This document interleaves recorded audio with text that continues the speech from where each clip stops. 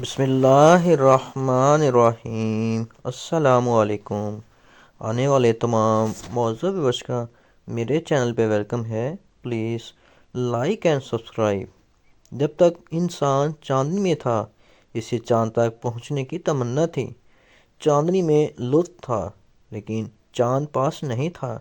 چاندنی پاس تھی اور چاند کے لیے طبیعت اداس تھی۔ انسان چاند پر جا پہنچا۔ وہاں چاند تھا لیکن افسوس وہاں چاندنی نہ تھی۔ چاندنی ہوتی تو چاند نہیں ملتا، چاند ملے تو چاندنی نہیں ملتی۔ عجیب بات ہے، دونوں ایک دوسرے کے دم سے ہیں، ایک دوسرے کی پہچان ہے، لیکن ایک دوسرے سے ہمیشہ ہمیشہ کے لیے الگ ہیں۔ چاند محبوب ہو تو چاندنی اس کی یاد ہے، محبوب پاس ہو تو پاس نہیں ہوتی، یاد پاس ہو تو محبوب پاس نہیں ہوتا۔ ایک کا تقرب دوسرے سے بعد ہے، ایک سے وصال دوسرے سے فراق کا ذریعہ ہے۔ محبوب سے وصال ہو تو یا سے فراق ہو جاتا ہے، یا سے وصال ہو تو محبوب سے فراق ہو جاتا ہے۔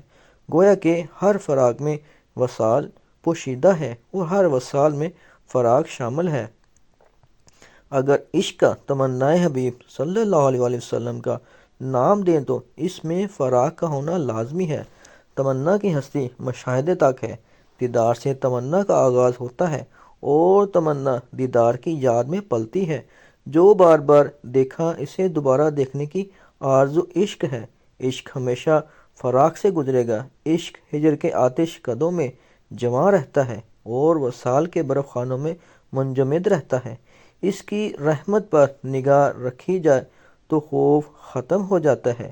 وہ المیہ جو رونما نہیں ہوا اور رونما ہو سکتا ہے، اندیشہ کہلاتا ہے۔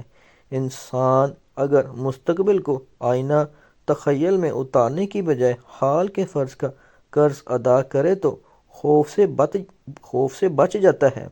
مستقبل صرف خواب ہی تو ہے، خوفناک ہو یا حسین، محتاج تعبیر ہے، اور ماضی کتنا ہی بھیانک ہو، ایک تصویر ہی تو ہے۔ بے جان تصویر حال حقیقت ہے، حال زندگی ہے، عمل ہے۔ خوف سے آزاد جو ہوا سو ہو چکا، جو ہونا ہے سو ہو جائے گا۔ صرف خوف کسی خطرے کو ٹال نہیں سکتا، صرف خوف زدہ رہنے سے تو دشمن نہیں مرتے۔ عمل کی ضرورت ہے اور عمل کے لیے خوف سے نجات ضروری ہے۔ خوف ترقی سے محروم کر دیتا ہے۔ کوئی تاریک رات ایسی نہیں ہے جو دن کے اجالے میں ختم نہ ہو۔ رات کی تاریکی کے بعد دن کا اجالا ہوتا ہے۔ اعتماد اور یقین حاصل ہو جائے تو اندیشے ختم ہو جاتے ہیں۔ جس زندگی میں شوق ہوگا اس میں خوف نہیں ہوگا۔ خوف دوزخ ہے، شوق جنت ہے۔